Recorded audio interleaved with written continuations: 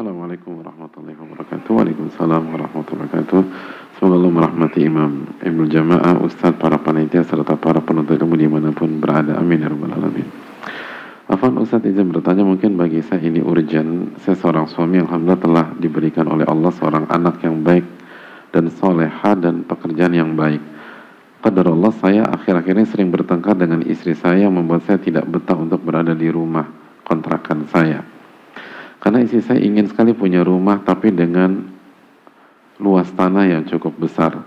Terkadang saya menawarkan rumah luas tanah terkadang saya menawarkan rumah luas tanah kecil tetapi tidak mau. Saya sangat takut sekali apabila mengambil rumah, apalagi hal tersebut pasti dilakukan secara hutang dalam jangka puluhan tahun. Saya takut ketika meninggal hutang tersebut belum lunas. Terkadang saya ketika nasihati dengan baik-baik terkait hutang, dia suka marah dan melampiaskan kekesalannya ke anak. Saya takut hal ini bisa membuat saya semakin tidak betah dan berujung perceraian yang sangat merugikan anak-anak. Mohon nasihatnya untuk saya. Jazakallahu khairan. Telah dijawab. Ya, terima kasih atas pertanyaannya. Yang pertama, kita nggak bisa mengendalikan hati orang, jamaah sekalian, termasuk hati pasangan kita. Tapi kita punya Rob yang membolak-balikan hati kita dan hati pasangan kita. Maka berdoalah kepada Allah Subhanahu wa taala. Ya muqallibal qulub, wahai yang membolak-balikan hati, kokohkanlah hati saya, hati istri saya di atas agamamu. Itu hal yang perlu kita camkan dan kita doa terus. Terus yang kedua, perbaiki ibadah kepada Allah Subhanahu wa taala.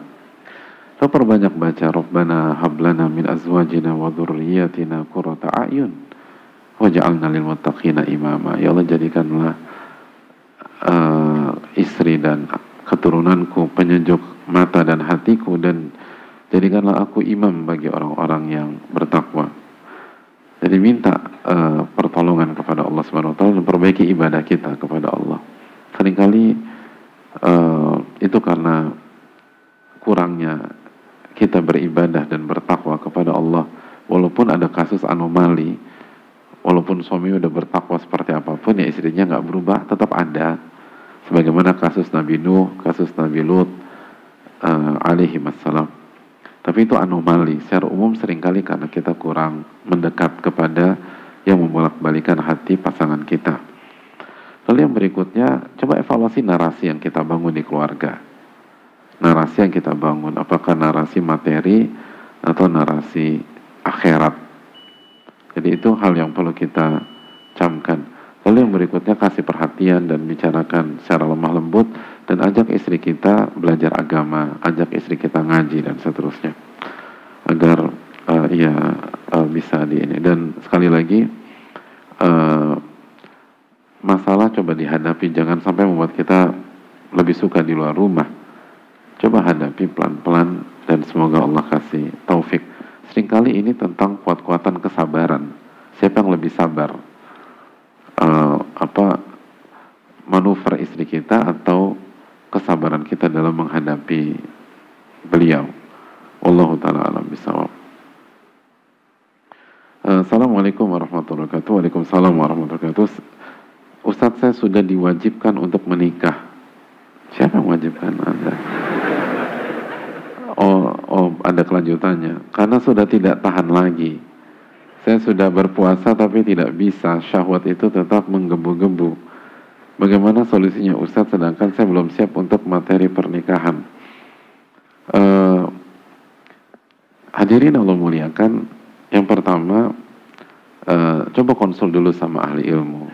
Seringkali yang khawatir nggak objektif gitu loh. Coba konsultasi dulu. Terus yang kedua, puasa yang seperti apa sudah kita laksanakan. Seringkali puasa kita nggak berdampak karena kita tidak benar-benar berpuasa sebagaimana idealnya dan maksimalnya gitu loh.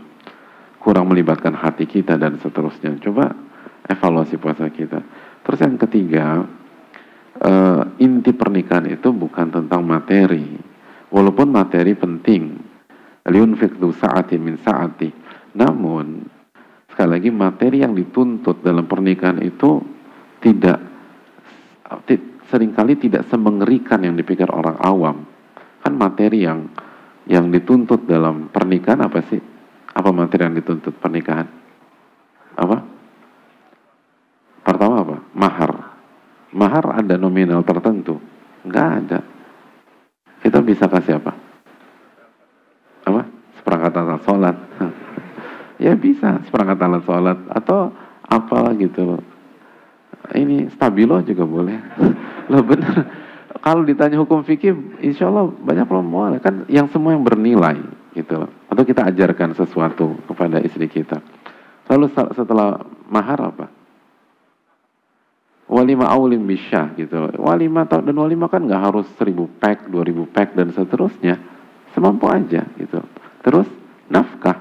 Liunfiq du sa'atin min sa'ati. Kata Allah SWT, hendaknya memberikan nafkah sesuai dengan kemampuannya. Dan menurut sebagian para ulama seperti Hanafiyah, bahwa orang yang nggak mampu, dia tetap kasih nafkah sesuai dengan kapasitasnya dan nggak boleh diceraikan gitu. Jadi sebenarnya sangat memungkinkan lah. Inti pernikahan itu adalah kesiapan, ketakwaan, itu poinnya.